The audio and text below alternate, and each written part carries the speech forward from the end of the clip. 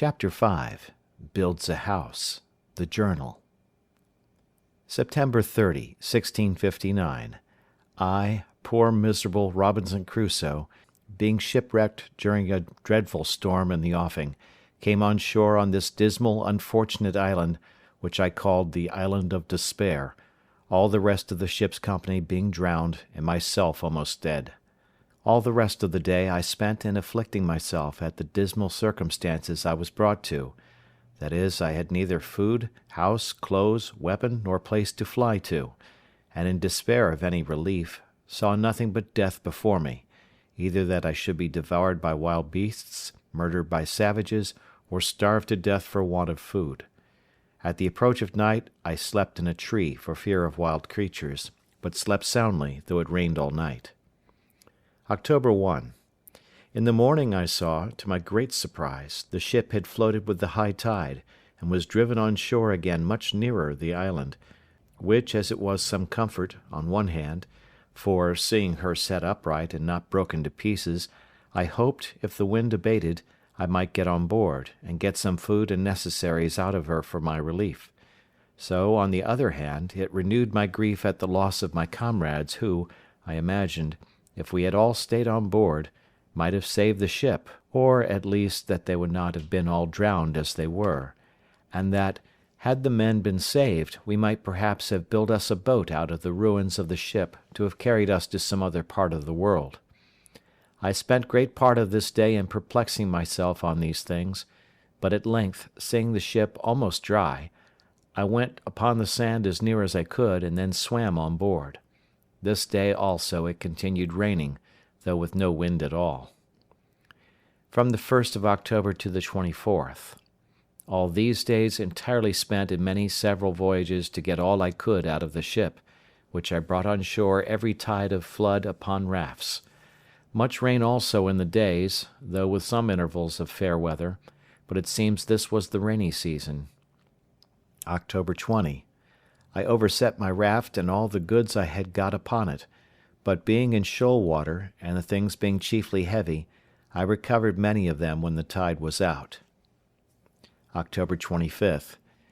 It rained all night and all day, with some gusts of wind, during which time the ship broke in pieces, the wind blowing a little harder than before, and was no more to be seen, except the wreck of her, and that only at low water. I spent this day in covering and securing the goods which I had saved, that the rain might not spoil them. October 26. I walked about the shore almost all day, to find out a place to fix my habitation, greatly concerned to secure myself from any attack in the night, either from wild beasts or men. Towards night I fixed upon a proper place, under a rock, and marked out a semicircle for my encampment, which I resolved to strengthen with a work, wall, or fortification, made of double piles, lined within with cables, and without with turf. From the 26th to the 30th I worked very hard in carrying all my goods to my new habitation, though some part of the time it rained exceedingly hard. The 31st, in the morning, I went out into the island with my gun, to seek for some food, and discover the country, when I killed a she-goat, and her kid followed me home, which I afterwards killed also, because it would not feed. November 1st. I set up my tent under a rock, and lay there for the first night, making it as large as I could, with stakes driven in to swing my hammock upon. November 2nd. I set up all my chests and boards, and the pieces of timber which made my rafts, and with them formed a fence round me, a little within the place I had marked out for my fortification. November 3rd. I went out with my gun and killed 2 fowls like ducks, which were very good food. In the afternoon went to work to make me a table. November 4. This morning I began to order my times of work, of going out with my gun, time of sleep and time of diversion. That is, every morning I walked out with my gun for 2 or 3 hours, if it did not rain, then employed myself to work till about 11 o'clock, then eat what I had to live on, and from 12 to 2 I lay down to sleep, the weather being excessively hot, and then, in the evening, to work again. The working part of this day and of the next were wholly employed in making my table, for I was yet but a very sorry workman, though time and necessity made me a complete natural mechanic soon after, as I believe they would do anyone else. November 5th. This day went abroad with my gun and my dog, and killed a wild cat. Her skin pretty soft, but her flesh good for nothing. Every creature that I killed I took of the skins and preserved them. Coming back by the seashore, I saw many sorts of sea fowls, which I did not understand, but was surprised and almost frightened with 2 or 3 seals, which, while I was gazing at, not well knowing what they were, got into the sea and escaped me for that time. November 6th. After my morning walk I went to work with my table again, and finished it, though not to my liking, nor was it long before I learned to mend it. November 7. Now it began to be settled fair weather. The 7th, 8th, 9th, 10th, and part of the 12th, for the 11th was Sunday, I took wholly up to make me a chair, and with much ado brought it to a tolerable shape, but never to please me, and even in the making I pulled it in pieces several times. Note: I soon neglected my keeping Sundays, for, omitting my mark for them on my post, I forgot which was which. November 13th. This day it rained, which refreshed me exceedingly, and cooled the earth, but it was accompanied with terrible thunder and lightning, which frightened me dreadfully, for fear of my powder. As soon as it was over, I resolved to separate my stock of powder into as many little parcels as possible, that it might not be in danger. November 14, 15, and 16. These 3 days I spent in making little square chests, or boxes, which might hold about 1 pound or 2 pounds at most of powder, and so, putting the powder in, I stowed it in places as secure and remote from one another as possible. On one of these 3 days I killed a large bird that was good to eat, but I knew not what to call it. November 17. This day I began to dig behind my tent into the rock, to make room for my further conveniency. Note: 3 things I wanted excessively for this work, viz., a pickaxe, a shovel, and a wheelbarrow or basket, so I desisted from my work and began to consider how to supply that want, and make me some tools. As for the pickaxe, I made use of the iron crows, which were proper enough, though heavy. But the next thing was a shovel or spade. This was so absolutely necessary that, indeed, I could do nothing effectually without it, but what kind of one to make I knew not. November 18. The next day, in searching the woods, I found a tree of that wood, or like it, which in the Brazils they call the iron tree, for its exceeding hardness. Of this, with great labour, and almost spoiling my axe, I cut a piece, and brought it home too with difficulty enough, for it was exceeding heavy. The excessive hardness of the wood, and my having no other way, made me a long while upon this machine, for I worked it effectually by little and little into the form of a shovel or spade, the handle exactly shaped like ours in England, only that the board part having no iron shod upon it at bottom, it would not last me so long. However, it served me well enough for the uses which I had occasion to put it to, but never was a shovel, I believe, made after that fashion, or so long in making. I was still deficient, for I wanted a basket or a wheelbarrow. A basket I could not make by any means, having no such things as twigs that would bend to make wicker ware, at least none yet found out, and as to a wheelbarrow, I fancied I could make all but the wheel, but that I had no notion of, neither did I know how to go about it. Besides, I had no possible way to make the iron gudgeons for the spindle or axis of the wheel to run in, so I gave it over, and so, for carrying away the earth which I dug out of the cave, I made me a kind of thing like a hod, which the labourers carry mortar in when they serve the bricklayers. This was not so difficult to me as the making of the shovel, and yet this and the shovel, and the attempt which I made in vain to make a wheelbarrow, took me up no less than 4 days.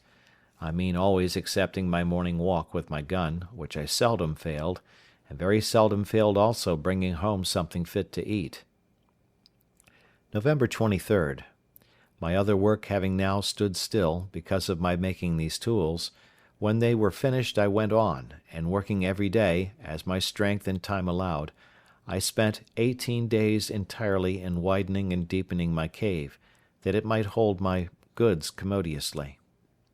Note: during all this time I worked to make this room or cave spacious enough to accommodate me as a warehouse or magazine, a kitchen, a dining room, and a cellar. As for my lodging, I kept to the tent, except that sometimes, in the wet season of the year, it rained so hard that I could not keep myself dry, which caused me afterwards to cover all my place within my pail with long poles, in the form of rafters, leaning against the rock, and load them with flags and large leaves of trees like a thatch. December 10. I began now to think my cave or vault finished, when on a sudden, it seems I had made it too large, a great quantity of earth fell down from the top on one side, so much that, in short, it frighted me, and not without reason too, for if I had been under it, I had never wanted a grave digger. I had now a great deal of work to do over again, for I had the loose earth to carry out, and which was of more importance, I had the ceiling to prop up, that I might be sure no more would come down. December 11th. This day I went to work with it accordingly, and got 2 shores or posts pitched upright to the top, with 2 pieces of boards across over each post.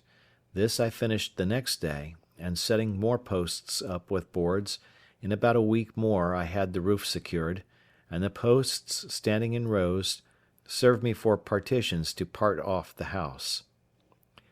December 17th. From this day to the 20th I placed shelves, and knocked up nails on the posts, to hang everything up that could be hung up, and now I began to be in some order within doors. December 20. Now I carried everything into the cave, and began to furnish my house, and set up some pieces of boards like a dresser, to order my victuals upon, but boards began to be very scarce with me, also I made me another table. December 24th. Much rain all night and all day, no stirring out. December 25. Rain all day. December 26th. No rain, and the earth much cooler than before, and pleasanter. December 27th. Killed a young goat, and lamed another, so that I caught it and led it home in a string. When I had it at home, I bound and splinted up its leg, which was broke. N.B. I took such care of it that it lived, and the leg grew well and as strong as ever. But by my nursing it so long, it grew tame, and fed upon the little green at my door, and would not go away. This was the first time that I entertained a thought of breeding up some tame creatures, that I might have food when my powder and shot was all spent. December 28, 29, 30, 31st. Great heats and no breeze, so that there was no stirring abroad, except in the evening, for food. This time I spent in putting all my things in order within doors. January 1. Very hot still, but I went abroad early and late with my gun, and lay still in the middle of the day. This evening, going farther into the valleys which lay towards the centre of the island, I found there were plenty of goats, though exceedingly shy and hard to come at. However, I resolved to try if I could not bring my dog to hunt them down. January 2. Accordingly, the next day I went out with my dog, and set him upon the goats, but I was mistaken, for they all faced about upon the dog, and he knew his danger too well, for he would not come near them. January 3rd.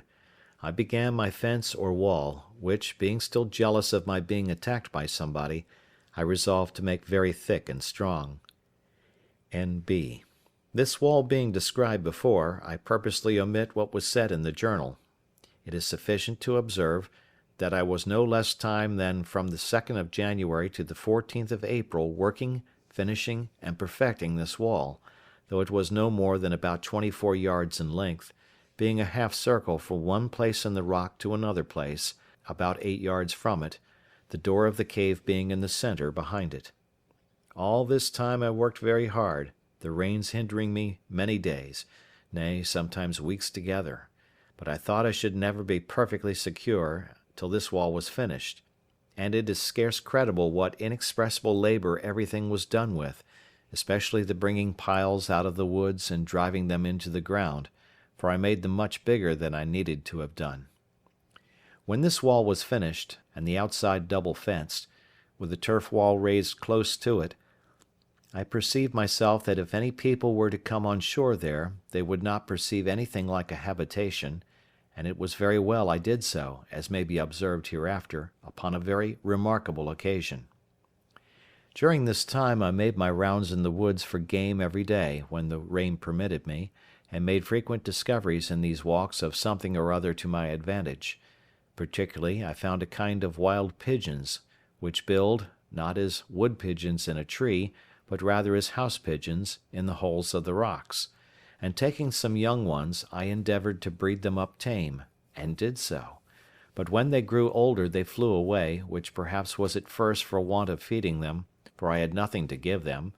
However, I frequently found their nests, and got their young ones, which were very good meat. And now, in the managing my household affairs, I found myself wanting in many things, which I thought at first it was impossible for me to make, as indeed with some of them it was. For instance, I could never make a cask to be hooped. I had a small runlet or two, as I observed before, but I could never arrive at the capacity of making one of them, though I spent many weeks about it. I could neither put in the heads, or join the staves so true to one another as to make them hold water. So I gave that also over. In the next place, I was at a great loss for candles, so that as soon as ever it was dark, which was generally by 7 o'clock, I was obliged to go to bed. I remembered the lump of beeswax with which I made candles in my African adventure, but I had none of that now. The only remedy I had was, that when I had killed a goat I saved the tallow, and with a little dish made of clay, which I baked in the sun, to which I added a wick of some oakum, I made me a lamp, and this gave me light, though not a clear steady light like a candle. In the middle of all my labours it happened that, rummaging my things, I found a little bag, which, as I hinted before, had been filled with corn for the feeding of poultry, not for this voyage, but before, as I suppose, when the ship came from Lisbon. The little remainder of corn that had been in the bag was all devoured by the rats, and I saw nothing in the bag but husks and dust; and being willing to have the bag for some other use, I think it was to put powder in, when I divided it for fear of the lightning, or some such use, I shook the husks of corn out of it on one side of my fortification, under the rock. It was a little before the great rains just now mentioned that I threw this stuff away, taking no notice, and not so much as remembering that I had thrown anything there, when, about a month after, or thereabouts, I saw some few stalks of something green shooting out of the ground, which I fancied might be some plant I had not seen; but I was surprised and perfectly astonished when, after a little longer time, I saw about 10 or 12 ears come out, which were perfect green barley, of the same kind as our European, nay, as our English barley. It is impossible to express the astonishment and confusion of my thoughts on this occasion. I had hitherto acted upon no religious foundation at all. Indeed, I had very few notions of religion in my head, nor had entertained any sense of anything that had befallen me otherwise than as chance, or, as we lightly say, what pleases God, without so much as inquiring into the end of Providence in these things, or his order in governing events for the world. But after I saw barley grow there, in a climate which I knew was not proper for corn, and especially that I knew not how it came there, it startled me strangely, and I began to suggest that God had miraculously caused his grain to grow without any help of seed sown, and that it was so directed purely for my sustenance on that wild, miserable place. This touched my heart a little, and brought tears out of my eyes, and I began to bless myself that such a prodigy of nature should happen upon my account, and this was the more strange to me because I saw near it still, all along by the side of the rock, some other straggling stalks, which proved to be stalks of rice, and which I knew, because I had seen it grow in Africa when I was ashore there. I not only thought these the pure productions of Providence for my support, but not doubting that there was more in the place, I went all over that part of the island, where I had been before, peering in every corner and under every rock, to see for more of it, but I could not find any.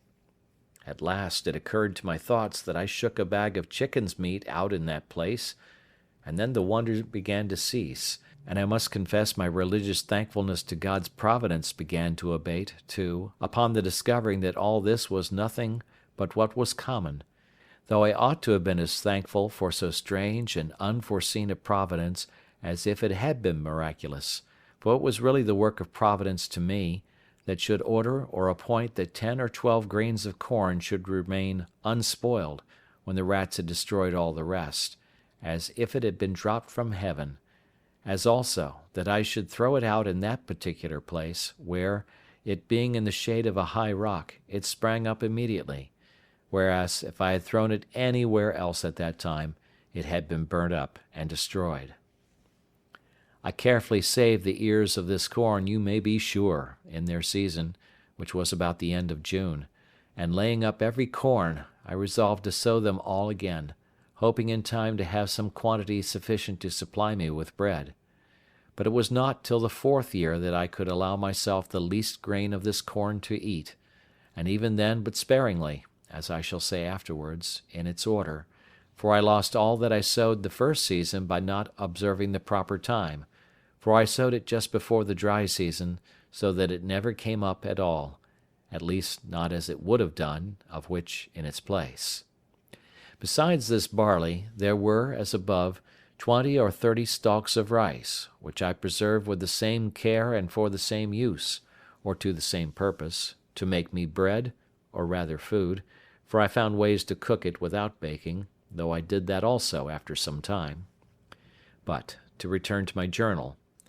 I worked excessive hard these 3 or 4 months to get my wall done, and the 14th of April I closed it up, contriving to go into it, not by a door, but over the wall, by a ladder, that there might be no sign on the outside of my habitation. April 16th. I finished the ladder, so I went up the ladder to the top, and then pulled it up after me, and let it down in the inside. This was a complete enclosure to me, for within I had room enough, and nothing could come at me from without, unless it could first mount my wall. The very next day after this wall was finished, I had almost all my labour overthrown at once, and myself killed. The case was thus.